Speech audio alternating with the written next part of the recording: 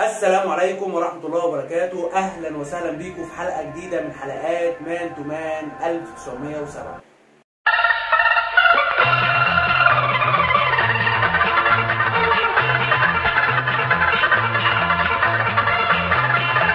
حلقة النهاردة هتكون بعنوان سؤال وجواب. هنجاوب على كل الأسئلة اللي بتخطر في أذهان جمهور النادي الأهلي بخصوص مباراة العودة لمباراة مازيمبي في القاهرة. وأول سؤال هيكون معانا: هل مباراة الذهاب مطمئنة بالنسبة لجمهور النادي الأهلي؟ أنت شايفها مطمئنة؟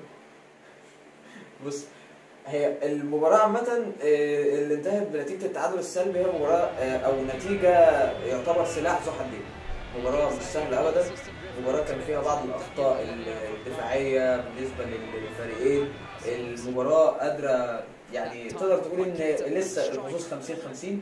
مباراة تقدر تقول برضو عليها ان هي فيها عوامل قوة هتساعد النادي الاهلي، وفي نفس الوقت هيبقى فيها مشاكل كبيرة جدا هتواجه النادي الاهلي في حالة عدم الحذر من النقط اللي من المفترض ان هي عوامل قوة بالنسبة للفريق مازيمبي. بمعنى اصح هي نتيجة خادعة، لان صحيح. انت هنا اي جون هيدخل فيك في القاهره هنا هتبقى مطالب ان انت تعوض يعني باهداف كتير، فدي كارثه يعني. بالظبط. المباراه كمان يعني هيبقى فيها صعوبه كبيره جدا نظرا لقرايه المديرين الفنيين لافكار بعض. المباراه اللي فاتت كان فيها افكار كتيره جدا، كان فيها تحولات خططيه كتيره جدا، فبرضه هتبقى مباراه صعبه جدا. كانت مباراه خارج الخطوط ومباراه داخل الملعب بين المدربين. صحيح. ومباراه طبعا مباراه مازيمبي معروفه بالملعب السيء جدا وبالجمهور اللي قاعد في حجر ضغط كبير على اللعيبه ودرجه حراره والرطوبه، جميع العوامل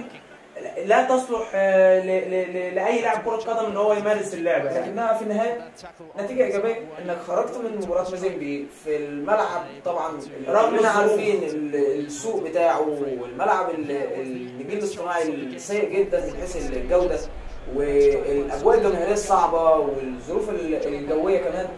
في وسط الكلام ده كله انك خرجت بنتيجه التعادل السلبي، فهي نقطه مهمه جدا بالنسبه للنادي الاهلي، نقطه يعني تخليك تكمل عليها، ولازم يبقى في بنى على النقطه دي علشان نقدر ننتقل للي بعد كده وللدور القادم.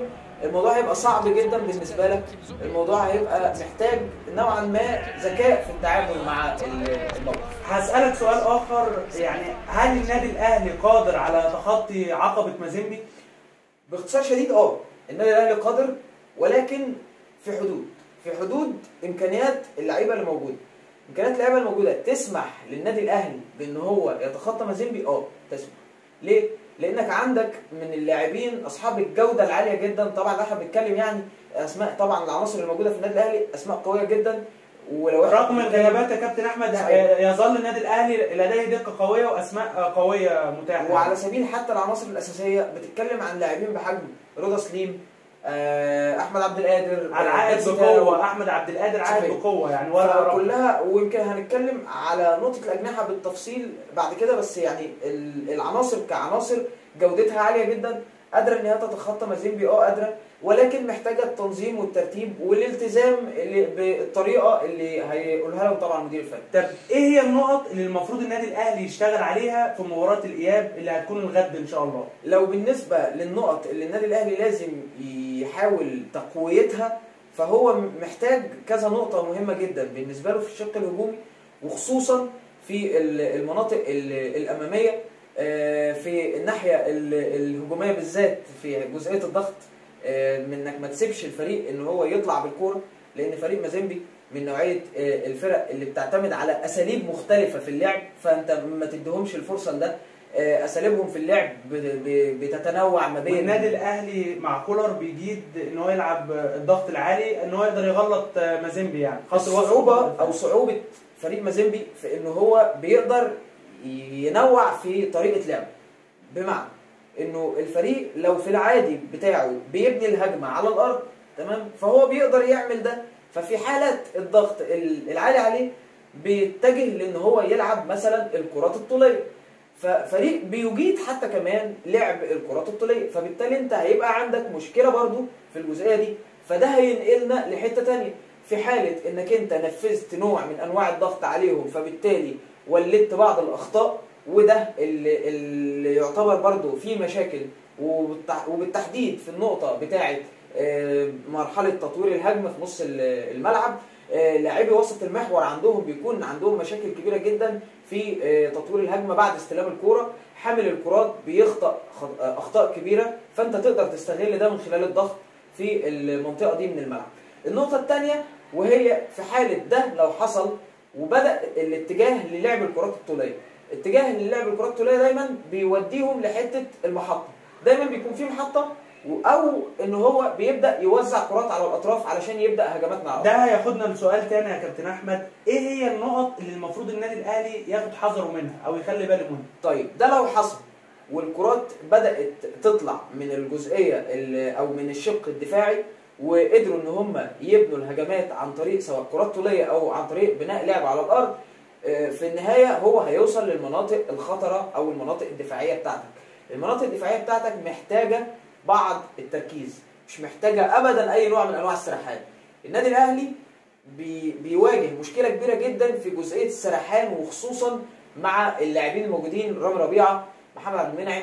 بحس شويه ان رامي ربيعه لحد الان مفيش اللي هو التجانس بين رامي ربيعه ومحمد عبد المنعم الى الحد الكبير زي ياسر ومنعم. حتى التجانس مش على الصعيد الجماعي. الفكره نفسها اللعيب بيكون موجه كل تركيزه في الملعب، ذهنه بيكون حاضر في المباراه، بيبقى عارف موقعه في خط الدفاع ايه، بيبقى شايف انا دلوقتي ببقى مغطي اوفسايد ولا لا، ببقى شايف انا في الوقت الحالي في حاله التغطيه في حاله الارتدادات انا هيكون موقعي ايه، المان بتاعي مين، بما اننا احنا يعني مان تو مان، فالمان بتاعي مين، هكون موجود فين في الهجمه، هقدر ازاي ان انا اقفل المساحات اللي موجوده سواء على الطرف او على ولا في العمق، خصوصا ان هم متميزين كمان في اللعب في المساحات وملعب يساعد، درجه حراره مناسبه، كل العوامل يعني انا شايفها مناسبه لفريق مازيمبي. زود على كده يعني جودتهم في بعض النقط المهمه بالنسبه لك، وتحديدا او اللي بتسبب مشاكل ليك، وتحديدا في منطقه العمق. فرقه بتسدد من على حدود المنطقه كويس جدا، فرقه بتقدر تستغل العمق الدفاعي بتاع اي فرقه بشكل كويس جدا، ويمكن ده احنا شفناه وسط تالق مصطفى شوبير في التصدي لاكتر من كوره. بيبداوا ان هم حتى في حاله يعني زي ما بنقول الارتداد العكسي وتواجد معظم اللاعبين تحت الكوره بما يسمى بالدفاع الكومباكت، بيقدروا ان هم يشتغلوا بنسبه كبيره جدا على المنطقه، بانه يقدر ان هو يلعب كرات عرضيه من على حدود المنطقه لداخل الملعب. احنا لو شفنا في مباراه الذهاب اي كوره اكسر وشوط، يعني كان يعني اكسر شوط اكسر ارفع، فهي نقط بالنسبه لهم قويه جدا وهم بيشتغلوا عليها كويس جدا. ان اكون عارف امكانياتي فاقدر اشتغل. تسديد من خارج المنطقه، اي حد مواجه للمرمى بيشوط، فدي برضه هتسبب للنادي الاهلي مشاكل كبيره يعني. واليه التنفيذ ده بالنسبه لهم متاح، لانه هو عنده برضه من اللعيبه اللي بتقدر تنفذ الشكل ده من اللعب، من طريقه اللعب. ولازم نخلي بالنا كمان من القادمون من الخلف يعني. ما هنا يا صديقي حته المحطه، انا دايما بعمل محطه. المحطه بتاعتي بتبقى يا اما في عمق الملعب او في عمق خط الدفاع، فانا ببدا ان انا اشتغل على النقطه دي وان انا بوزع الكرات، فبالتالي هو بيستقبلها وبيبدا في تمهيد الكره للقادم من الخلف. ده بينتج عنه حاجتين، الحاجه الاولانيه تسديد من على حدود المنطقه وتحديدا من منطقه الزون 14، والحاجه الثانيه هي تمهيد الكره مره ثانيه للطرف، وخصوصا ان هم بيعرفوا يتمركزوا ما بين القائمين بشكل كويس جدا. هنروح لسؤال تاني، من وجهه نظرك مين هو اللعيب الاقرب او اللعيبه الاقرب للحاق بمباراه الاياب الاهلي ومازيمبي؟ بالنسبه للغيابات يعني الغيابات يعني هو طبعا احنا كويس جدا بالنسبه للاعيبه النادي الاهلي ان في عدد كبير من الغيابات بدا يشارك في التدريبات الجماعيه، طبعا زي كابتن الفريق محمد الشناوي، زي طبعا امام عاشور برضو شارك في مروان عطيه كمان في التدريبات، مروان عطيه واليو ديانج وكمان حسين الشحات. لكن هو الاقرب فيهم يعتبر بنسبه كبيره هو حسين الشحات. حسين الشحات نظرا لانه في بدايه تشخيص اصابته يعني كان في توقع كبير جدا ان هو هيقدر ان هو يلحق بمباراه العوده، ولكن فكره اشراكه من عدمها طبعا عايده في المقام الاول طبعا لمارسيل هو الان بيلعب باقناع طبي عشان خاطر صحيح. ان هو يحافظ عليه من اي صحيح بعد الجراحه اللي قام بيها، لكن ما اعتقدش المدير الفني مارسيل كولر هيجازف بلاعب زي امام عاشور في بدايه المباراه.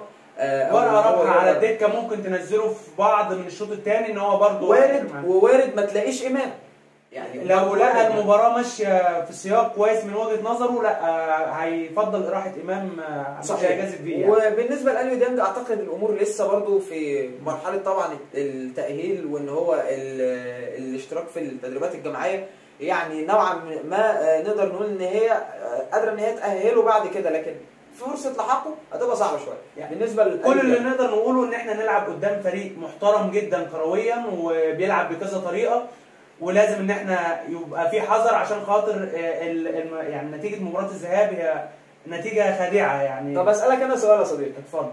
هل هذا الفريق المحترم اللي احنا بنتكلم عنه واللي طبعا تاريخه يعني بيشرح نفسه لوحده، النادي الاهلي هيقدر يتخطاه او الفريق ده بالشكل ده ما عندوش اي مشاكل؟ لا عنده مشاكل دفاعيه واضحه يعني. الضغط العالي بيولد مشاكل لخط دفاع مازيمبي. طب اقول لك على حاجه ثانيه. الفريق بمناسبه الجزئيه الدفاعيه عنده بالتحديد هو عنده مشكله كبيره جدا.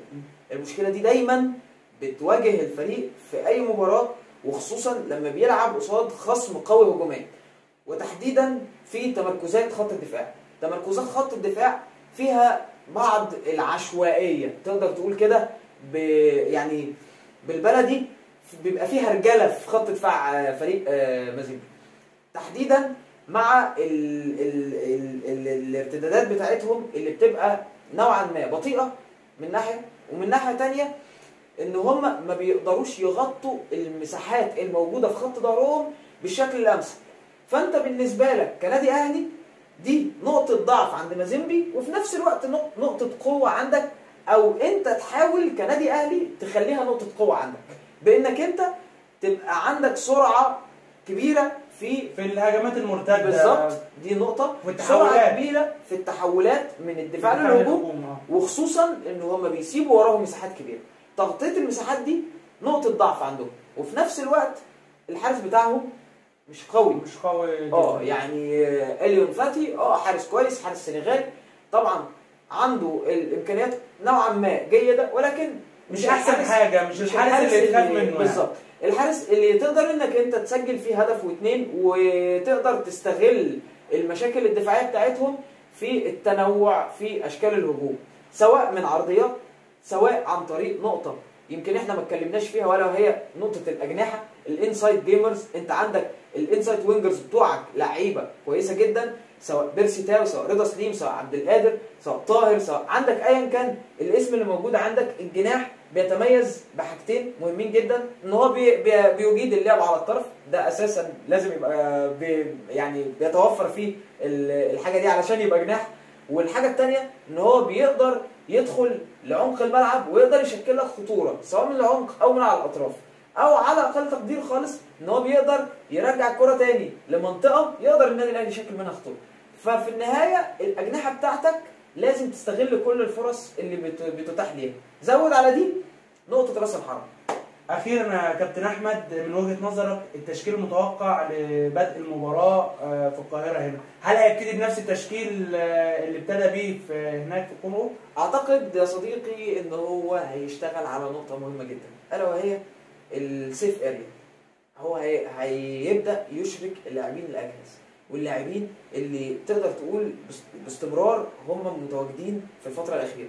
طبعا بالنسبه لحراسه المرمى في نسبه 99% مصطفى شوبير. يعني مصطفى شوبير مش خط الدفاع مش هيكون في لعب بنسبه كبيره. بالظبط، هتلاقي عندك هاني، هتلاقي محمد عبد المنعم، رامي ربيعه، وعلي معلول في مركز الظهير الايسر.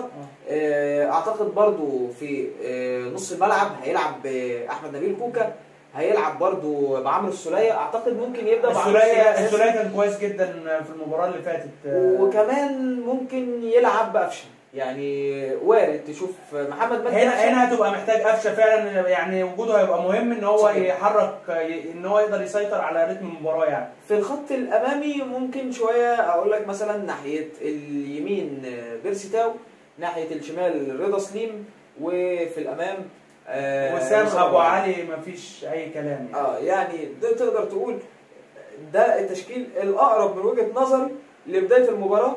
ويعني ما اعرفش اذا كنت تتفق معايا او لا في بعض الاختيارات، ولكن يعني انا ممكن شايف ان هو ممكن يلعب برضا يمين، احمد عبد القادر شمال زي ما ابتدى في المباراه الاولى، ويسيب بيرسي تاو تكون ورقه رابحه على الدكه. وارد يعمل كده، ووارد العكس ان هو يستغل عبد القادر، نظرا طبعا انه طبعا كلنا عارفين الحمل البدني بتاع عبد القادر ما يغطيش ال 90 دقيقه، فبالتالي هو ممكن يحاول قدر الامكان يسيبه للشوط الثاني لو المباراه اتعقدت مثلا انه يبقى ورقه رابحه معاه، وخصوصا ان عبد القادر كمان يعني زي احنا زي ما انتقدناه، زي ما بنتمنى له استمرار التألق، نتمنى له ان هو يفضل على مستواه ويبدا يركز بس في الملعب. وبالمناسبه يا كابتن احمد، ان بيقولوا ان كولر طلب من اداره الاهلي ان هم يجددوا لاحمد عبد القادر بسبب ان هو يعني في الفتره الاخيره ان هو بيجتهد في التمارين دي حاجه كويسه جدا. اللاعب الملتزم دايما هيتلقى الاشاده طول ما هو بيأدي اللي عليه جوه الملعب. النادي الاهلي نادي كبير، واللاعبين الموجودين لازم دايما يكونوا متحليين بالالتزام جوه الملعب بره الملعب.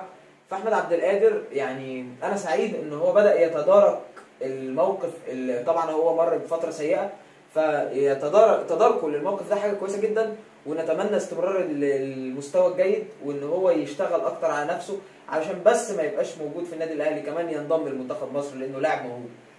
كده احنا جاوبنا على معظم الاسئله اللي بتدور في اذهان جمهور النادي الاهلي، ونتمنى ان احنا نكون يعني قدرنا نفيدكم في الفيديو اللي احنا كنا بنتكلم فيه ده، وان شاء الله نشوفكم بعد المباراه ويكون النادي الاهلي حقق نتيجه ايجابيه، وباذن الله البطوله الافريقيه القادمه تكون في التتش باذن الله ان شاء الله. واخيرا ما تنسوش بقى تشتركوا في القناه وتفعلوا زر الجرس عشان يوصل لكم كل جديد اول باول ان شاء الله. مع مان تو مان 1907 طبعا صديقي احمد عبد الخالق بدا، فانا اللي هختم. فطبعا يعني اسئلتك كانت جميله يا صديقي، وان شاء الله بامر الله الفتره اللي جايه يبقى فيها حاجه افضل. وشكرا جدا، والسلام عليكم ورحمه الله وبركاته.